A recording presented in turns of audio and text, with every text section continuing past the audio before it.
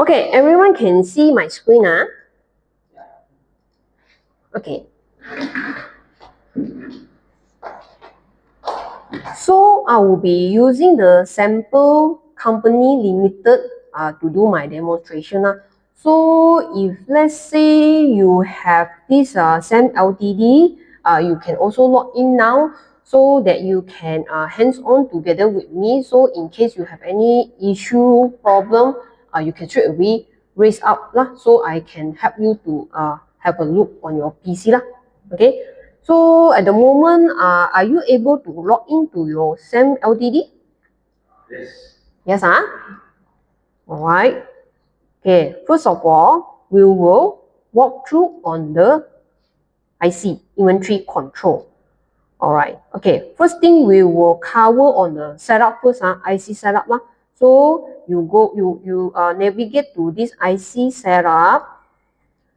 Okay, so there are few things that we need to set up here. First thing is the location. Okay, for example, if let's say some of customer, they actually have a warehouse, a different warehouse. Maybe they have a warehouse in maybe for example, maybe they have warehouse in Kepong. Okay, another warehouse at Subang Jaya. So if let's say you have a different warehouse, then you need to actually create the location here for warehouse in Kepong and also Subang Jaya. Alright, so how to create? You just double click on the location. Okay, and then from here, okay, in my sample company data, actually this sample company data is international company which they are using actually the home currency. Just for your information, they are using Canadian dollar. Okay, Canadian dollar. Okay, just for your information, home currency is in Canadian dollar. All right. Okay, so let's go back to the IC setup. Okay, back to the location. So if let's say you have two locations, then you have to create here. Alright, so how to create? Okay, first thing you click the finder. From here, you can check how many locations you have now. Okay, in my sample company database, currently I have 4 locations, including the last one, 5 . 1, 2, 3, 4, 5 . Okay, so you need to create here. Okay, you just click new. Yes, Mr. Hubert? May I ask how many maximum location you can set? Maximum, okay. Actually, there's no limit of location. You can set as many as you can here. Okay, don't worry about the limitation. Okay, so for example, I create a new one. This is just a sample only. Okay, maybe I create one. We call it as a KP. Okay, then I key in my description Kepong. Then you type in all the address here. Address 1, address 2, address 3, address 4. Alright, this for location. Then you go to the second tab, contact. Okay, contact here, you can put in who's the person in charge for your Kepong office. Right, maybe I put here person in charge is Mr. Allen. Alright, then you key in their telephone number. Okay, I just leave it blank. Okay, but you can update here. Then after that, okay, that's it. You click add. Okay, this is how you create your location for your warehouse or branches or outlet. You can create here. If let's say you have keep stock on this location. What's the inventory means? Oh, okay. inactive mean, for example, okay, let's say like just now I mentioned, maybe you have two different warehouse, one in Kepong, one in Subang Jaya. Okay, one day lah, probably you want to cut down the rental, then you actually shut down one of your warehouse lah. Let's say warehouse Kepong lah. So when you already shut down, you are no longer need this location, then you can actually click inactive lah, inactive it, right? Then you just save lah. That's the function lah for inactive lah. Okay. Okay, then move on. Okay, is the category set? Okay, let me fire up the category. Okay, from here, let's click the finder. Okay, from here, you can see I have, I think more than 10 category here. Okay, this is my item category. Okay, so you need to set lah, depending your item category, you need to set everything here lah by category. Okay, for example, I just fire up one of the category here. Okay, this is accessory. Alright, so whatever belong to this accessory A1, and then look at the bottom here is the GL accounts code setting. So what does this interpret? This means any sales that goes to A1, it will actually captured in this GL account code. So this one is quite important. Probably some of you, let's say your GL, you have quite detailed or complex type of chart of account. Maybe okay, for example, for my sample company, okay, just take a look at the chart of account. Okay, so for my sample company, I have also quite complex of GL chart of account. So let's see. I actually separate my sales into accessory. I have chairs, I have desks, cabinet lah, divider, samples. So got few types of sales lah. So from here, you need to actually map correctly to your item category, so that when you post your transaction, right, it will goes to the correct GL code lah. So make sure you map to the correct one lah. Same goes to the bottom here lah, the return, the cost of goods sold, cost variance, damaged good, and also internal usage. Alright. And then this is the tax part.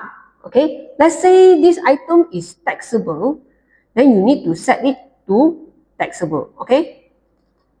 If let's say it's no taxable, okay, you just set it to no taxable lah. That's it only lah. And then you click save. Alright, so this is your sales. It will affect on your sales lah, mostly. Alright, then next one is account set. Okay, account set. Double click the account set and then okay, we try to look at the finder. Click the finder Okay, finder. From here, I have a few account set lah. Okay, usually we will use only 1, 2, 3, 4. 4 type of account set. One is the moving average. One is the first in, first out. One is the standard cost. Another one is user specified cost. This is the most mainly used in Sage 300 lah. Okay, so what's the difference actually? These 4 account set. Okay, the difference let's go to the first one. Moving average. Okay, moving average means from your total purchase, it will divide with your quantity available, and then it will come up with the average cost. Okay, for example, my total cost is 10,000. Let's say 1,000 1,000 easier, 1,000. Then I have stock quantity of 10. So 1,000 divided by 10, so each of the item will cost me 100 ringgit. So this is how the system calculate the moving average. Okay. So second one is the mostly used is the standard cost. Okay, what is the standard cost meaning? Standard cost means you have your own standard cost. You have your own internal cost instead of using the average. Okay, when you have your standard cost, let's say I have item A. Actually, from the system, it will calculate this cost, average cost as 10 ringgit lah. But for your internal purpose, for your operation side lah, so they actually don't want to use the average cost. They want to use their own standard cost. I want to calculate this as 11 ringgit. Okay, 11 ringgit. So when I set the standard cost as 11 ringgit, so when I issue my sales invoice, it will actually capture the item cost as 11 ringgit. 11 ringgit. So that's the difference between standard cost and average cost. Okay, and then what happened to the different 1 ringgit? Because my average cost is 10 ringgit. My standard cost is 11 ringgit. So what happened to the 1 ringgit? Anyone can give me the answer? Okay, no idea. Alright. Okay, this is the tricky part. Okay, actually the 1 ringgit will goes to variance, cost variance. Yes, cost variance. So cost variance, actually you during the setup you need to actually tell the system where what GL code to set for the cost variance. That is the function of the cost variance. Okay. And the third third one is the first in, first out. What does it mean, first in, first out? Okay, what do you understand about first in, first out? Anyone can tell me? Goods that come in first will be targeted to move out first. Yes, correct. That's the right answer. Alright, so for example, I have first I order from supplier A this item I order from supplier A 11 ringgit. Okay, 11 ringgit, 10 pieces. So I have stock available 10 pieces at 11 ringgit.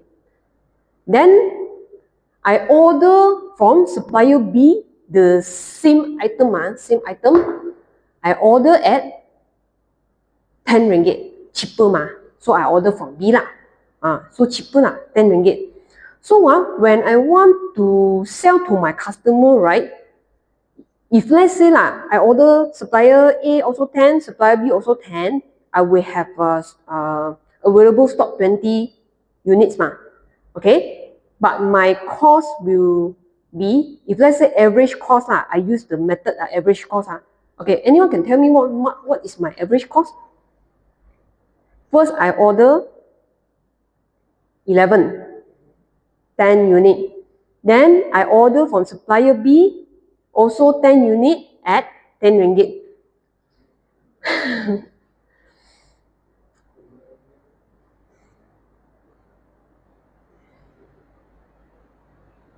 It's 10 ringgit company. Both also 10 unit, 10 unit. Then you give 10 cents average cost. 10 unit, 10 cent. Then you want to work like that. The first item. No. Is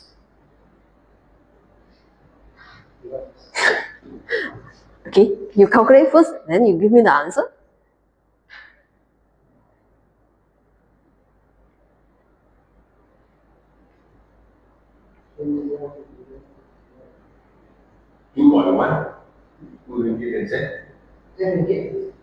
Yes, that's the right answer. 10 ringgit 50 cent.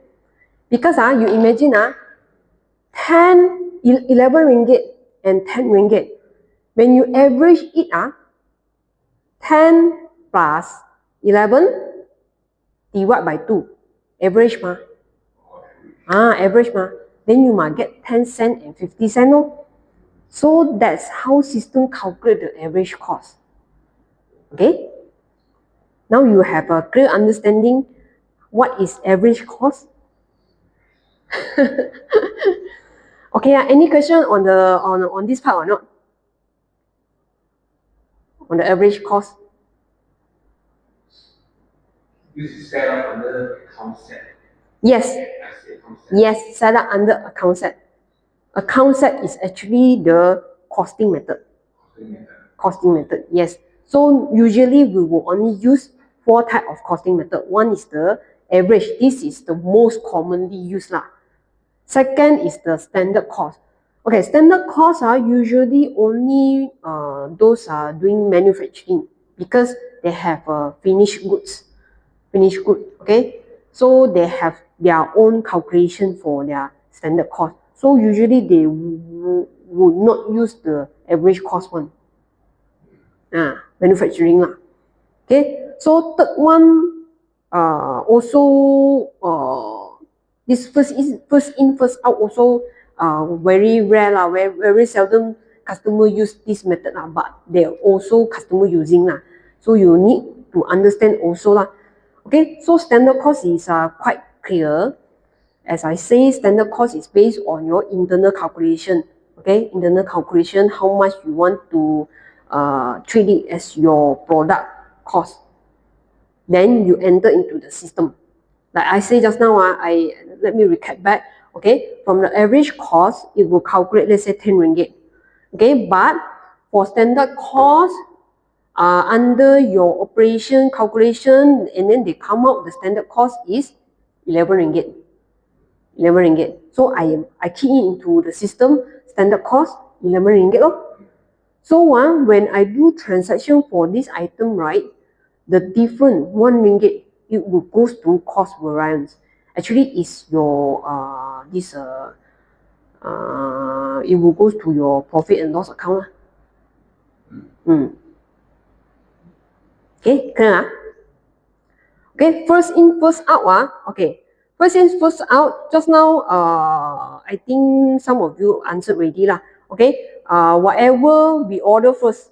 Okay, for example, just now, like I mentioned, we order from supplier A, 11 ringgit, 10 unit. Then I order from supplier B, 10 ringgit.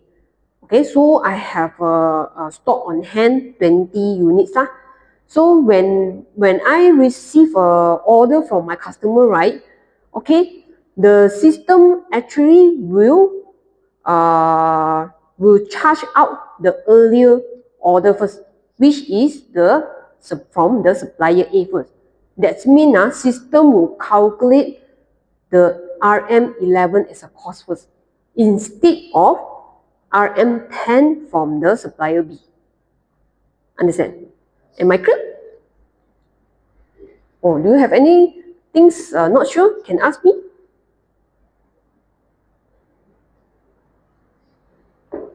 In between, possible the standard cost, if you change it to average cost. Okay. Actually, right, for costing method, system actually allow you to change the account set. But I would not recommend you to change during the midway because it will affect your data integrity and also your audit trail. And it will also affect your historical transaction. So I would not recommend you to change halfway on the account set. So once it's already fixed already, then just leave it as it, or you can create a new item code to replace it and set to the new account set. New item code, new account set. And also start from a new accounting period. Okay, not like halfway during the period of the month, right? Understand? Yeah. Yes. Yes. Correct. Yeah. So don't kacau those already existing one, because it will affect your data and also your historical transaction, everything lah, and also your audit trail lah. Yeah. Okay. So the fourth one, user specified cost. Okay. This is okay. Just now the 3 actually is for stock item. If let's say for non-stock item, you must set to user specified cost, because this is a non-stock item. It can be very general. It can be very general because it's not part of your stock. It could be your stationery or services It's a very general, so you cannot set the fixed price for everything. So that's why we will use user specific price. User will own self go and key in the cost. When you order from your vendor, you have the cost, then you enter into the cost. Unlike for the moving average, first in first out and standard cost, right? The system will actually help you to store the information already. So this is for non-stock. This is the difference between user and the other 3 moving what we call this costing method. Yeah, clear?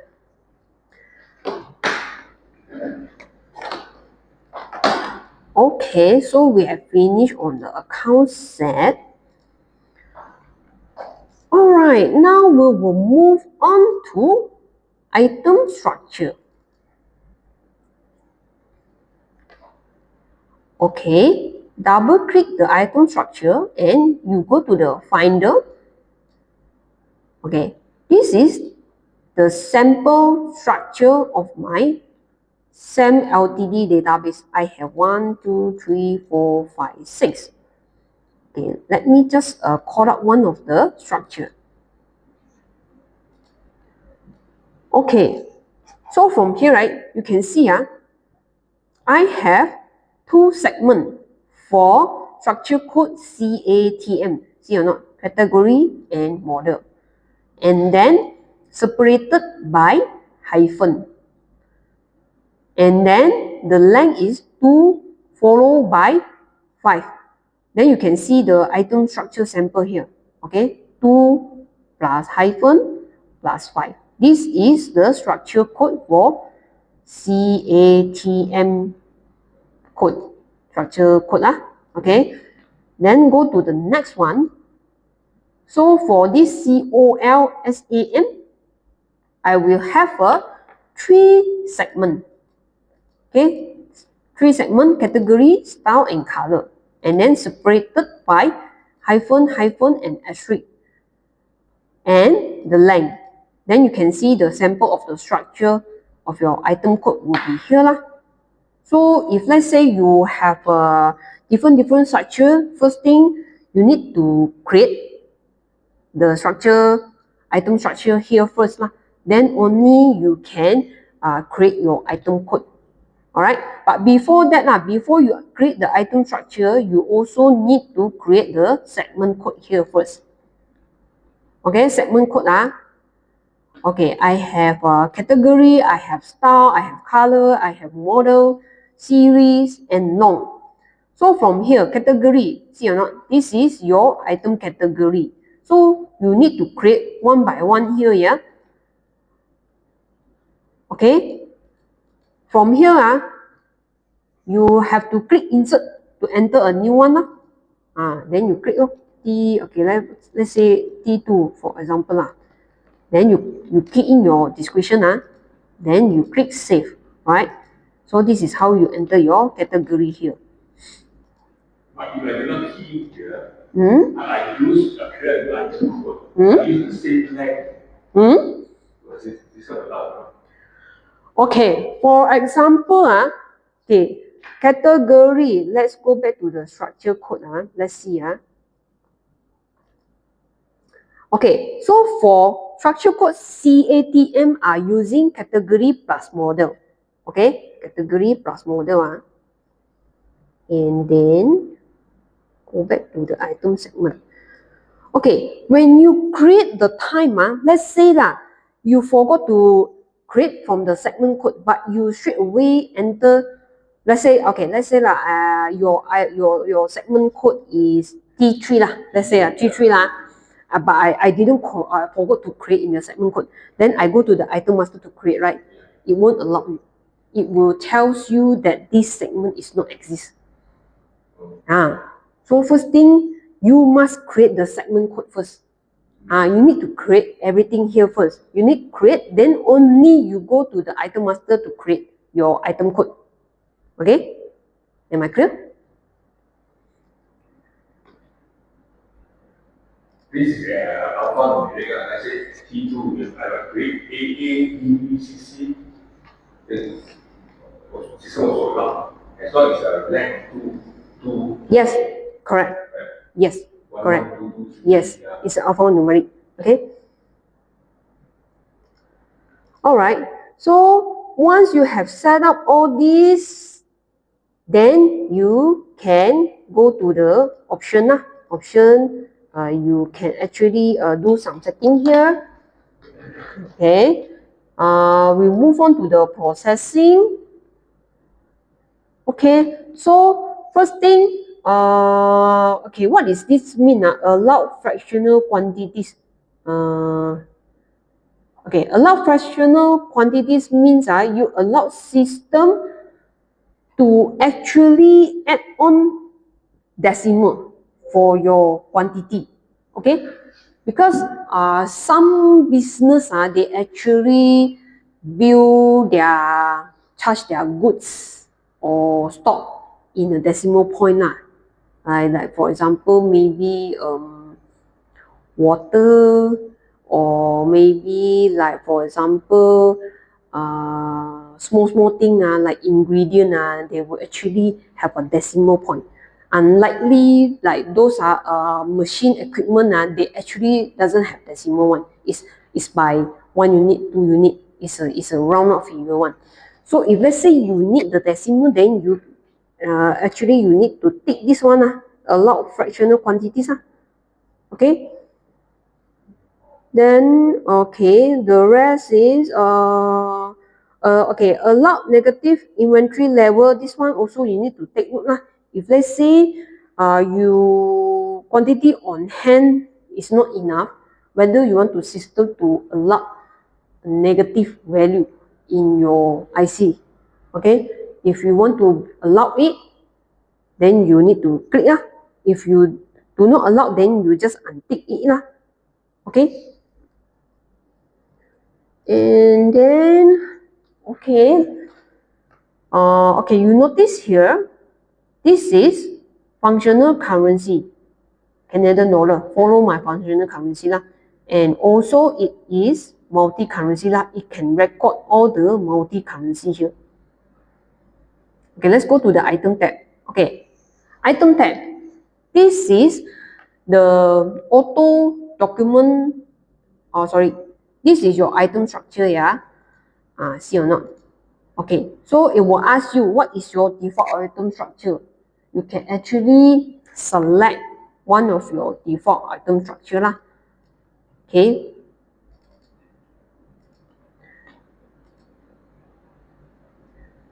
Alright, then go to the document. Okay, document here, this is the auto numbering part.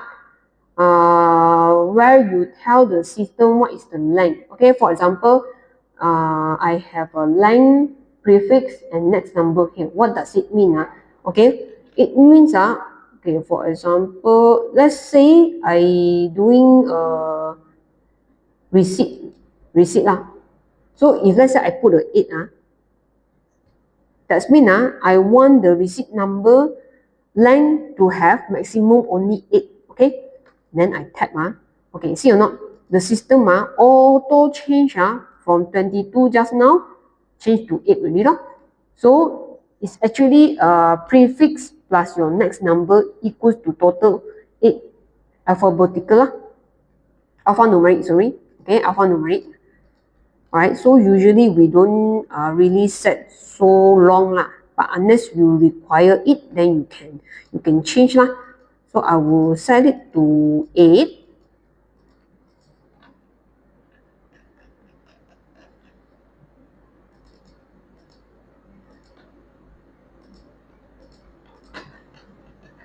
Right, then you save. Okay, this one you can change. You can change to 2 or you can change to 3. If you change to 2, okay, notice the next number, it will actually add one more numbering here lah. So it will total up to 8 actually. Alright, so okay, because I have a transaction here, so let me just close out. Alright, let me save. Right. Okay, the rest are quite standard. Okay. Receipt. Okay. Receipt number, hold on. Okay. Receipt number. Wait, receipt number. Okay, this one, alright?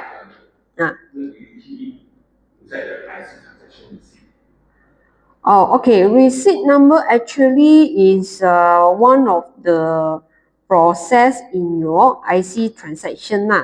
Okay, IC receipt where you key in actually is under the IC transaction.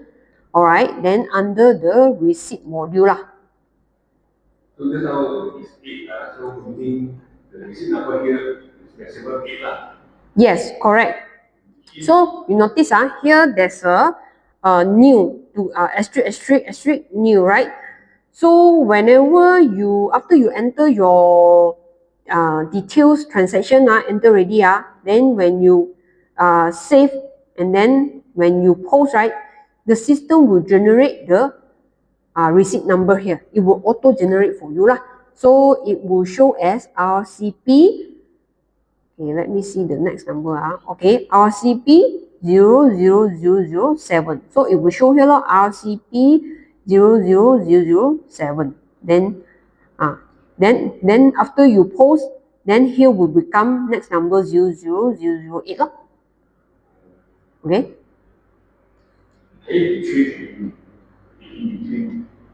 Let's say halfway you are using it. Okay, actually the system actually allows you to change lah.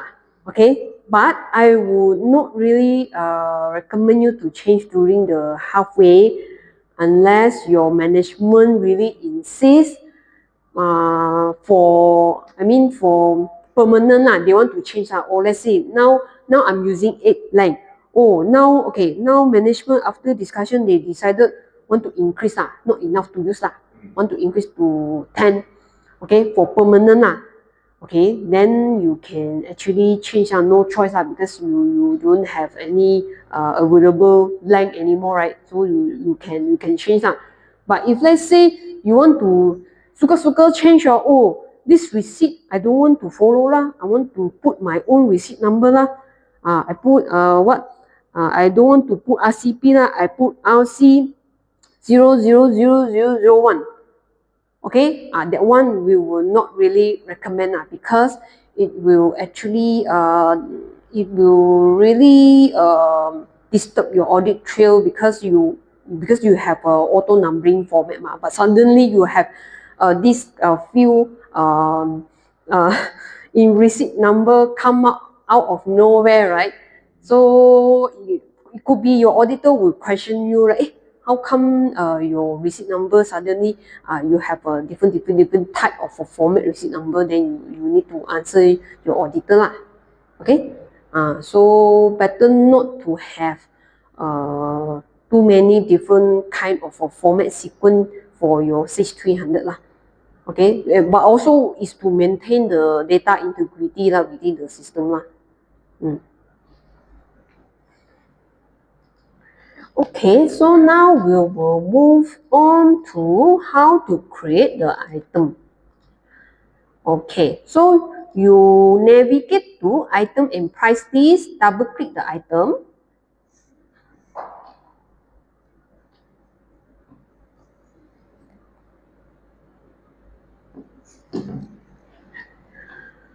Okay, so from here, right, I will click the finder.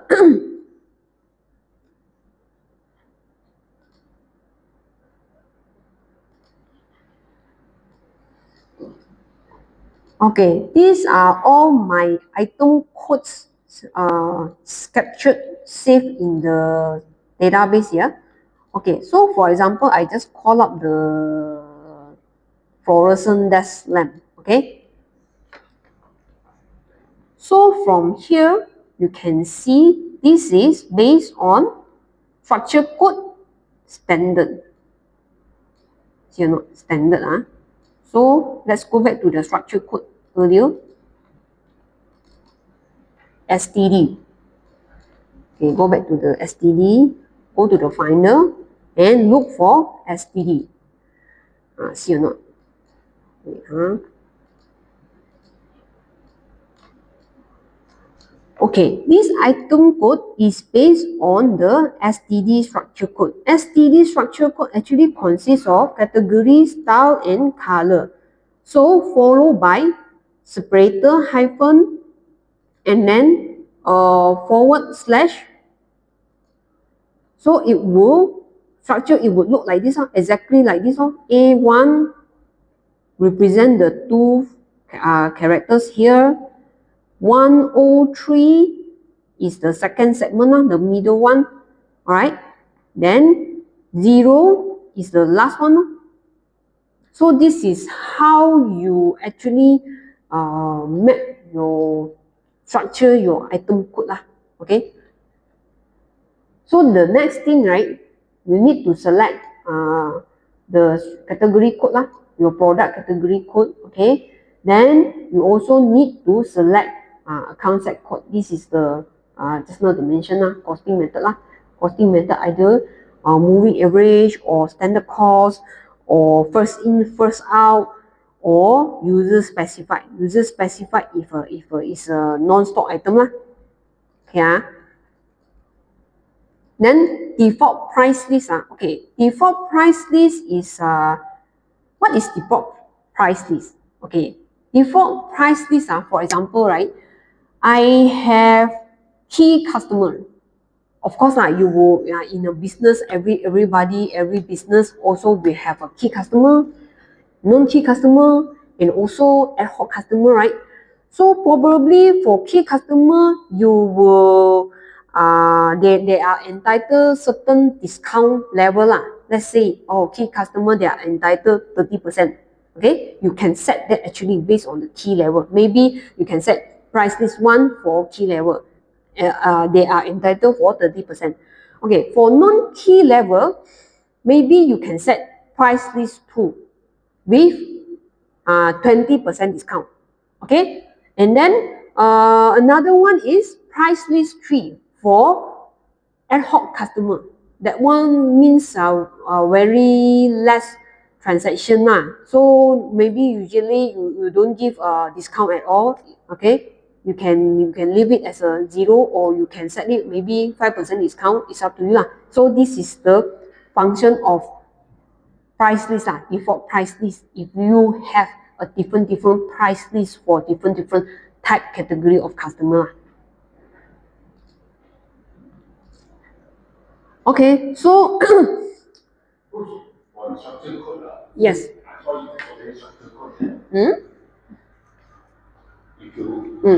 You maximize the item number. Item number.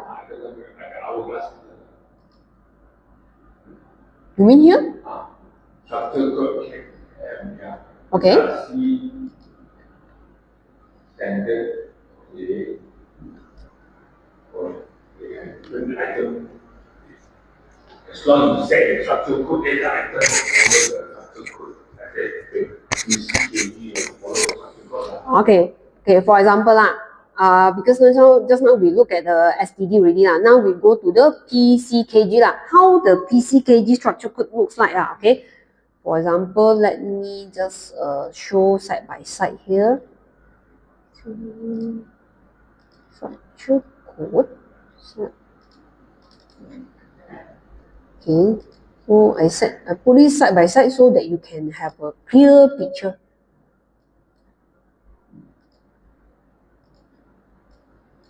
Okay, so let's drill down to PCKG. Okay, PCKG. How is PCKG structure looks like? Okay, my PCKG I will have 4 segments: category, model, series, and colors. Okay, so separated by open bracket, hyphen, and close bracket. So total length is 15. So my structure code will look something like this: XX, open bracket, XXX, blah blah blah blah, then close bracket, then X. Okay, let's look at the item number here. Is it exactly as the item structure here? Exactly right. You see? A2 and then close bracket. Yes, correct. Then 1, 2, 3, 4, 5 length. So image 5, then followed by hyphen, and then followed by your series 4 length. Okay, 1500 is 4 length, and then followed by close bracket, and the last one is your color. Oh.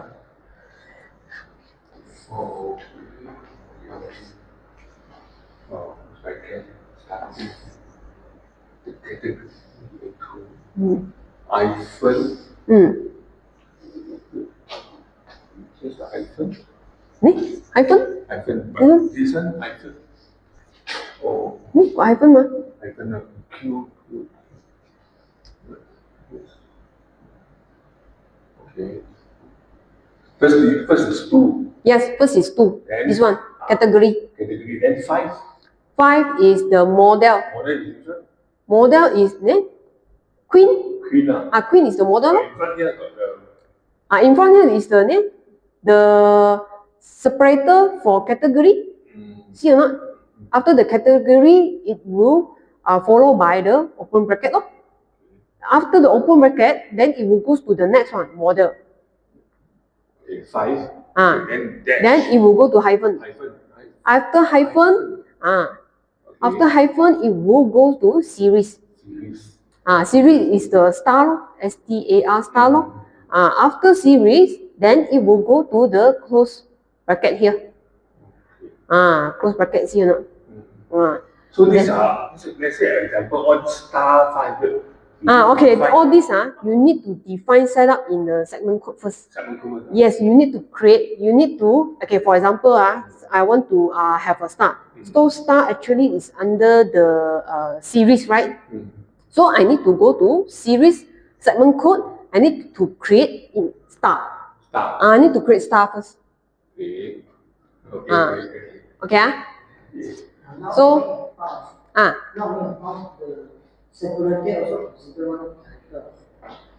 yes.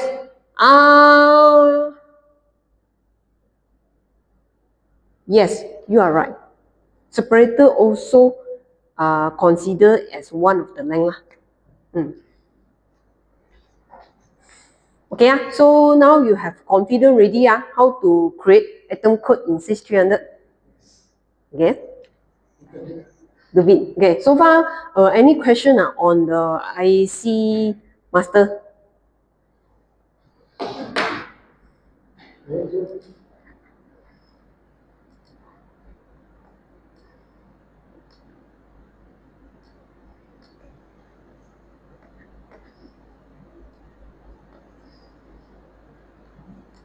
Okay, so no question. So I will move on to order entry. Okay.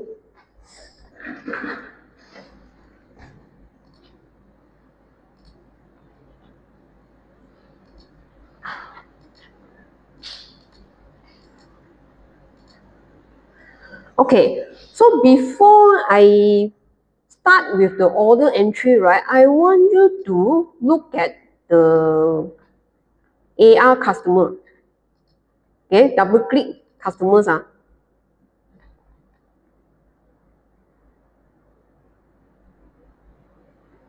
Okay, you click this finder. Okay, so from here, right, you can see under this currency code, there are few currency code here. Okay, so that's mean I actually bill my customer also in foreign currency. Okay, so if let's say when you create the sales order for bargain mart, okay, actually the currency code calculated is in USD, not Canadian dollar, is in USD. All right, so you need to clear cut on this. Same goes to AP vendor. Double click the vendor. Okay, so click the finder. Okay, so from here you can see in my sample company, I actually deal with a few foreign currency as well. I have a USD, I have CNY, I have GBP, okay. I also have Japanese dollar. All right. So I would like to ask what currency that you are mostly deal in your daily operation for existing now? For my company, although we are a local company, we are mostly deal with China and then Japan. Oh, I see, China and Japan. So mostly on the Asia part lah. Okay. What about Mr. Marco? Mostly USD and SGD. USD and SGD lah. So USD and SGD. Okay, so that's mean US and Singapore lah. Okay, alright. So that's mean both of you also involved in multi-currency transaction lah. Okay. So only on the purchase side lah. What about sales? Do you actually export out your goods to overseas? No. No. Okay, so you only import goods from overseas lah. Okay, right. Thank you for the feedback. All right, now we will start with the order entry. Okay, first of all, when you receive purchase order from your customer, right, then you will need to enter order entry already. Double click the order entry. Okay, I think maybe all of you can follow. If you have any question, you can straight away check with me lah. Okay, so double click order entry. So from here, I will be using customer code. Okay, how to select your customer, right? You can click the finder, and then from here, right, you can actually search from the top here. Okay, usually we will search by customer number, and then after you select your customer number, then at the bottom here, the system actually allows you to search using the start with or contains. If let's say you select start with, okay, let's say I key in 1 here, then the system will actually filter your customer number from the beginning with 1. All right.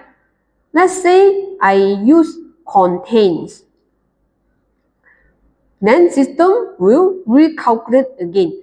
Okay. Any customer number that contains 1, it will appear here. Okay. So this is the function how to use the contain and also the start with.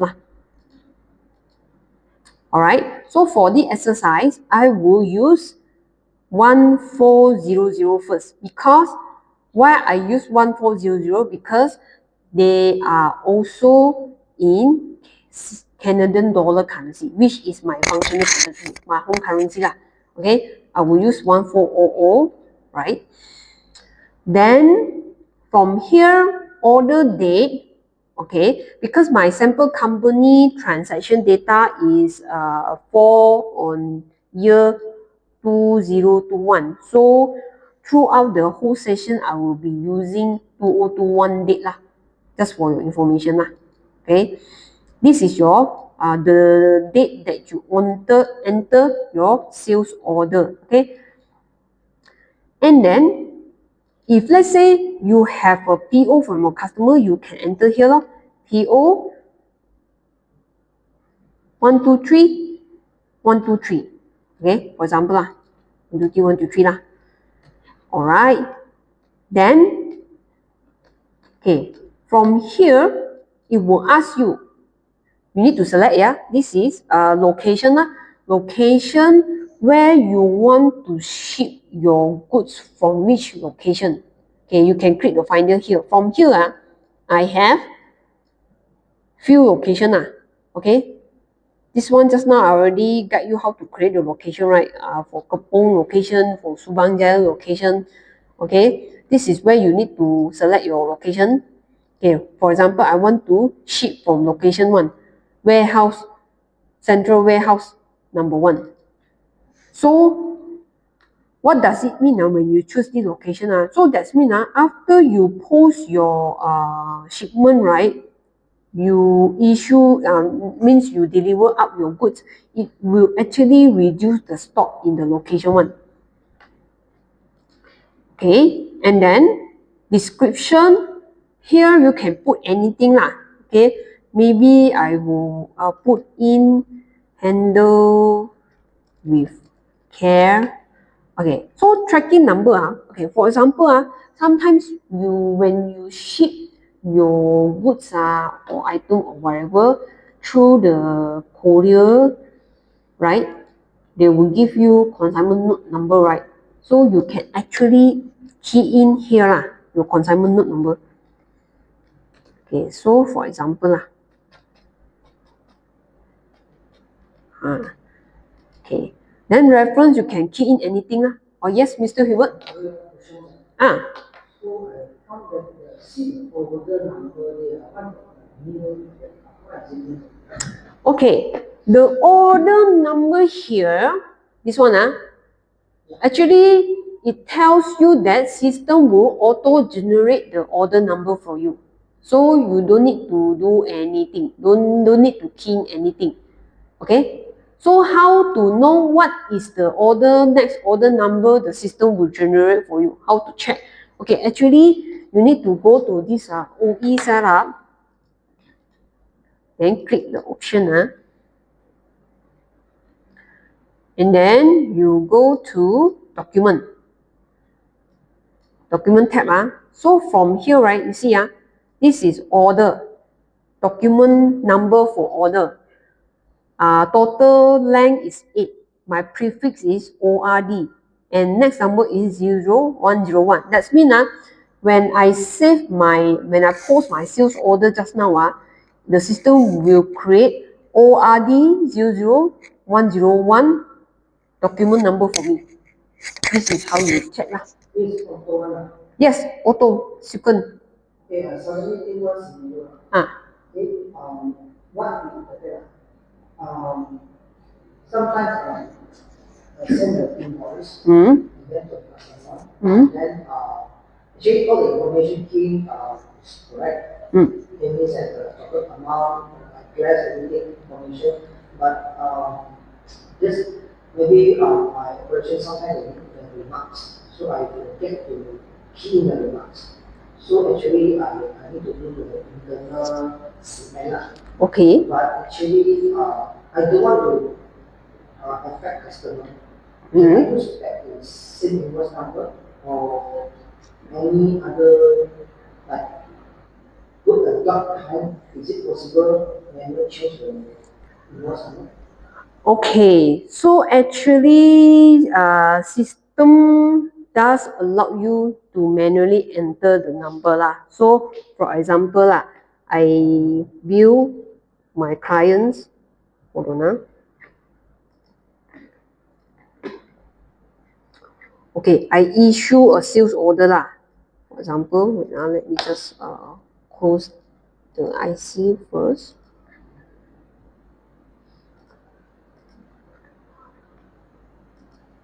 Okay, so for example, my next number sales order is ORD 00101.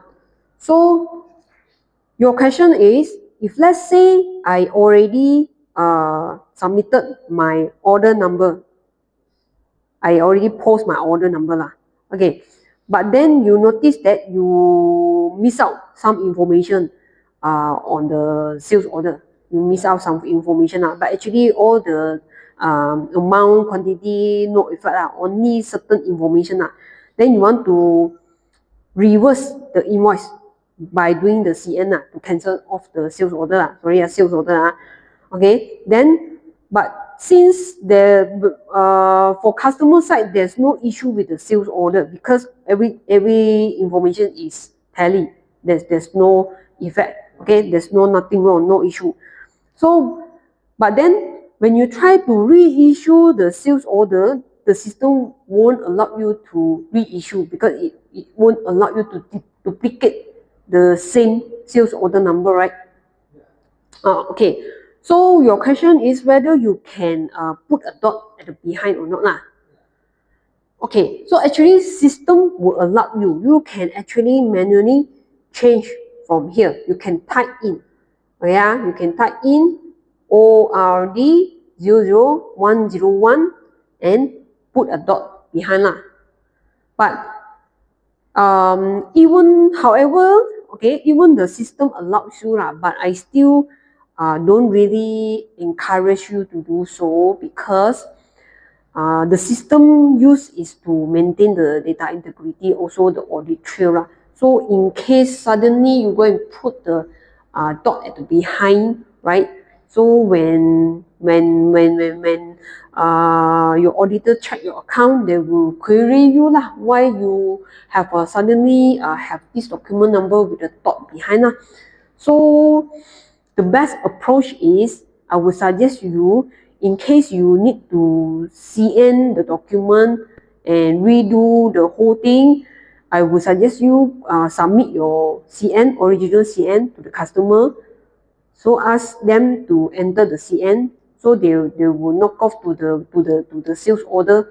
Sorry, to the I mean, if let's say it's a CN, if it's a invoice knock off to the invoice.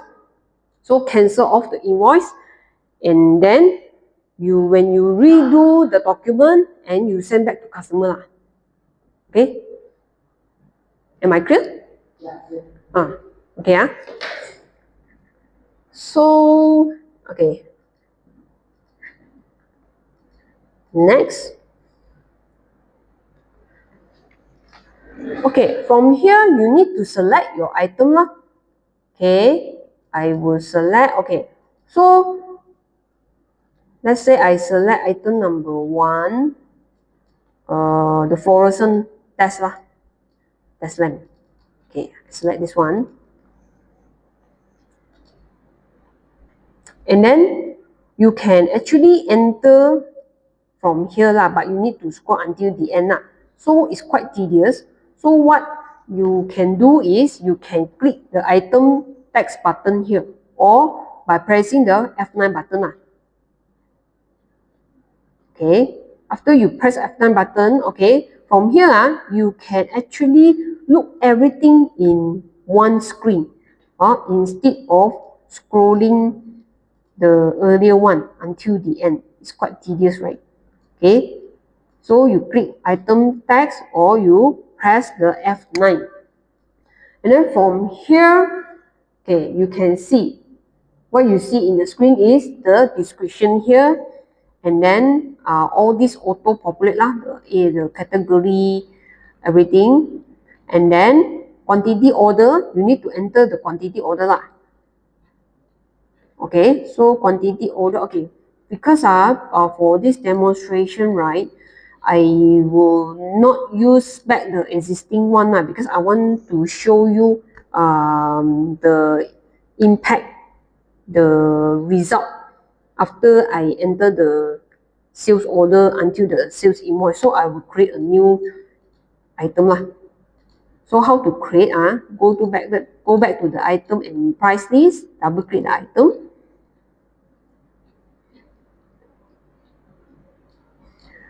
Okay, for example, I want to create just now segment code. I go back to the segment code. I create one item first. Okay, let's say I create T3. Okay. Okay, I created one category T3. Alright, so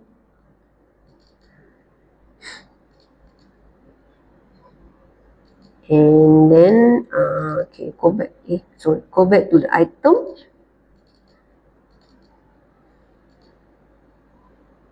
Okay.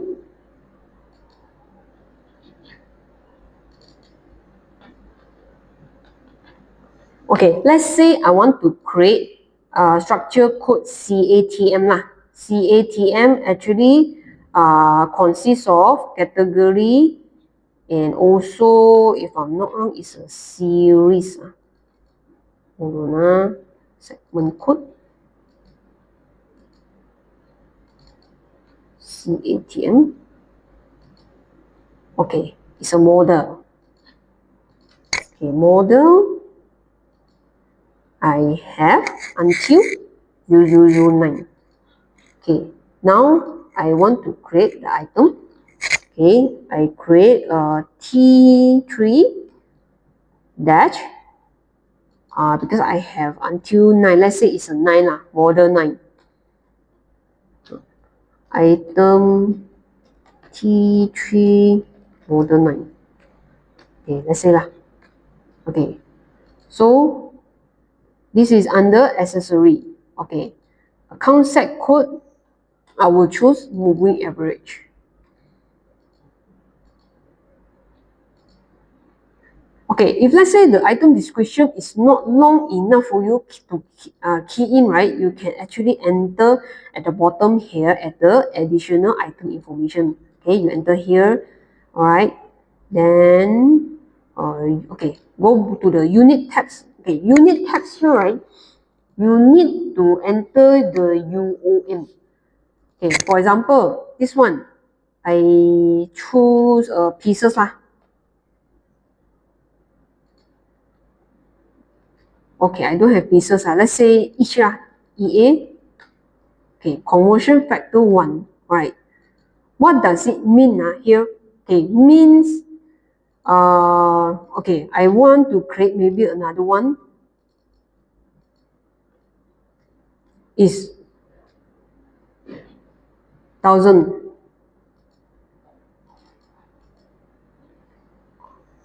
Okay, what does it mean like this? So means, right, if let's say I choose UOM 1000, it will consist of 12 EA of this item. Okay, so if let's say EA equivalent to 1, if let's say I choose 1000, it will equivalent to 12 units of each. This is how the system calculate the conversion factor from here lah, right? So you just click okay, the tax okay, you need to select what is your tax code from here. Okay, let's say this is Canadian. Okay, whether it's taxable or not taxable, you need to select here lah. If let's say taxable, you choose taxable. If let's say non-taxable, you choose non-taxable. Okay, let's say it's a taxable. Then you add. Oh, okay. Go back to the unit. I need from here. I need to select one default UOM. So I will select the EA as my default. I double click. See or not, the system will auto update the stocking unit of measure to EA. Then you add. Alright, so I successfully created a new item T3000 9. Okay, T3009. So now I want to use the new item instead of this one. Okay, I recreate back. Okay, click F9 and then click the finder. Okay, choose. Okay, I want to search now. I want to search by item number T3. Okay, this one. Double click.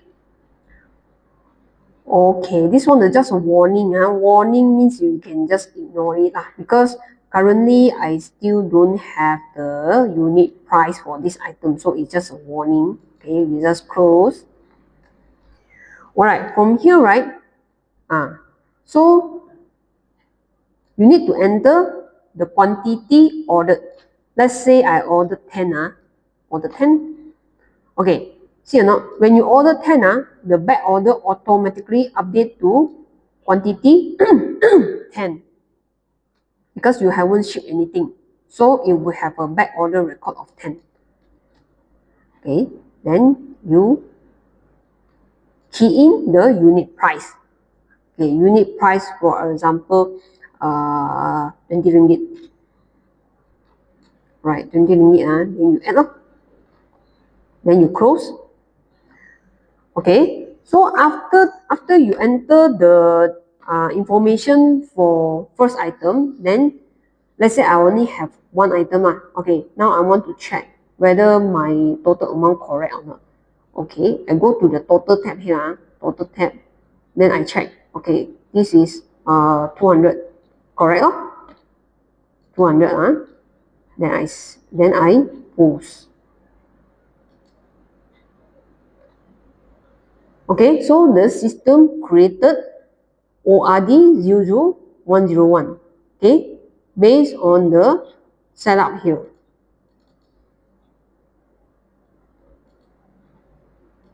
Okay, now you see the system already changed to next number 00102. Earlier was 00101. Okay, so now the system will ask you whether you want to print or not. So you click yes. Okay, and then you click print.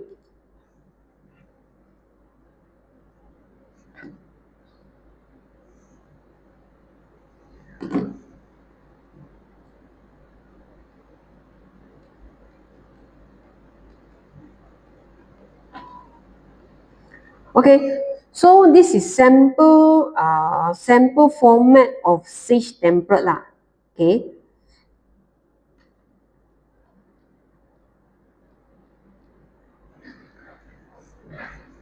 Okay, so let me close this one.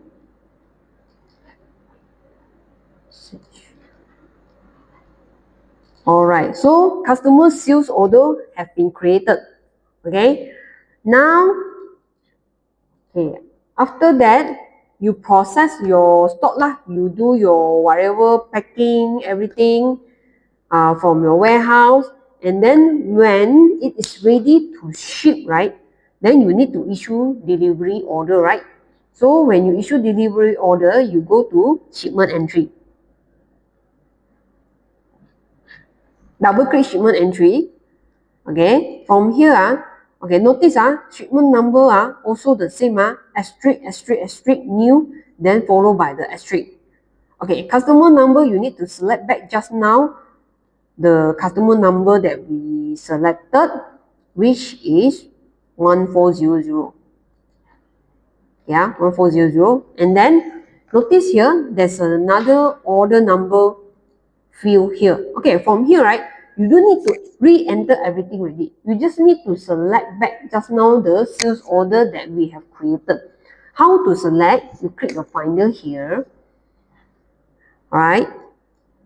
Okay, just now we created is this one, ORD 00101. Okay, so click, highlight this one and click select. Okay, so once you selected, all the information will be populated here. So you don't need to enter again. Alright, so then what you need to do is you assuming you receive full quantity, okay? Full quantity, let's say because I order, let me see, quantity on order is 10. You know? So what happened when I click ship all? Now quantity is ship is 0, right? So when I click ship all, okay, because I don't have any stock on hand, so that's why the system prompt me the warning lah. So you can just ignore it. Okay, see or not? Once I click the ship all, the quantity ship will automatically change to 10. 10 okay. Then I double check again the total. Okay, 200, correct. Then I post on. Okay, so before I post, right, I also want to highlight to you one thing. So for example, I also want to know your scenario on your current processes is how, because you notice this OE shipment, right? There's another function here called it create invoice. So what is this function for? So for example, some of clients, when they ship out their goods, right, they will straight away invoice to the customer. They will straight away issue the invoice, and then together with the DO, together with the stock, and then they send it to our customer lah. Okay, that's one scenario. But some of scenario is they actually don't issue invoice straight away. They will actually doing the ship out the goods first, then the lorry send the goods to the customer. Then after send the goods to the customer chop sign ready, then they bring back the DO to office. Then office, when they receive DO already, then only maybe the next day or next 2 days or next 3 days, they only start to do the invoicing. Alright? So if let's say you are in the scenario 2, then you don't click this one, create invoice lah. Oh, yours is scenario 2 lah. So that means every time when your lorry transport deliver already, then they will bring back the DO, then only your finance team will start to process all the invoice. Oh, I see, okay. Alright, so that means you don't take this one you don't use this function. This function is for those business that they will send goods together with the invoice together. That's the difference. Okay?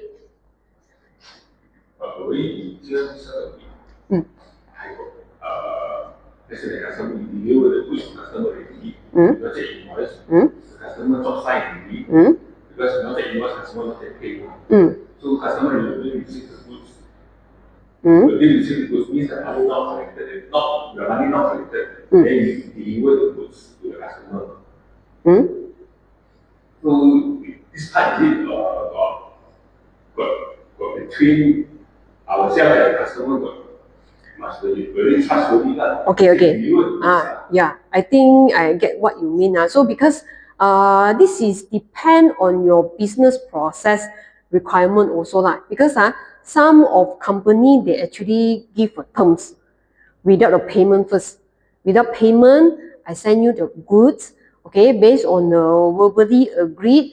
Maybe I give you the 30 days or 60 days. So you will receive the good first. Then whenever the due date is reached, let's say I give you 30 days, then after 30 days, then only you will issue the payment to me. So it's different.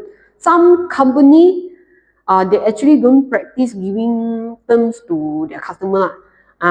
Yes, they will collect money first. Collect money first, then only they will deliver. So in that case, right, you need to collect money, so you need to enter in the AR receipt first. AR receipt as advance payment or prepayment or unapplied cash. We call it unapplied cash in the stage. Apply it first, receive money, advance money. Okay, then after you receive money, then only you start to key in all this. Key in sales order, key in your shipment entry. Okay, so from here, whether you decide you want to straight away invoice, then you need to take this one, create invoice. Okay, so when after shipment, okay, let's say you straight away send your invoice to your customer because they already paid kan. You straight away send together with the goods So when you post the invoice, when you post this receipt, right? It will actually create the OE invoice together already. So you actually skip one step to do the OE invoice. If not, then you have to do another step, which is the icon number 3. You need to go to the invoice entry, and then you need to call up. This shipment number. Okay, you need to call up this shipment number. Because I haven't post. Let's say I post. Okay, see the system will generate the shipment number for me.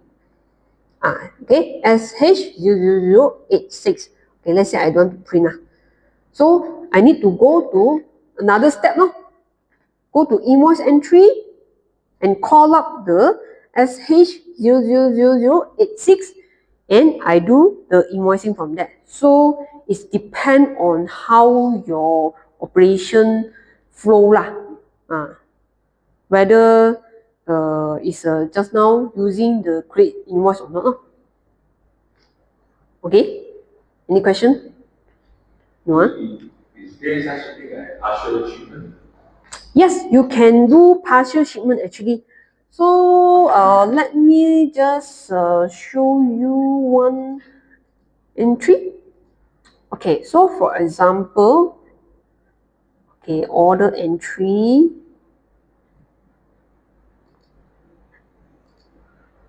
Okay, if you know your customer number, you can straight away enter. To save your time, you can straight away enter and then you press the tab. If you can't remember your customer number, so you can actually click the finder here and look for your customer using the selection criteria here. And then, okay, I quickly create one sales order first. So, for example, I order the same item.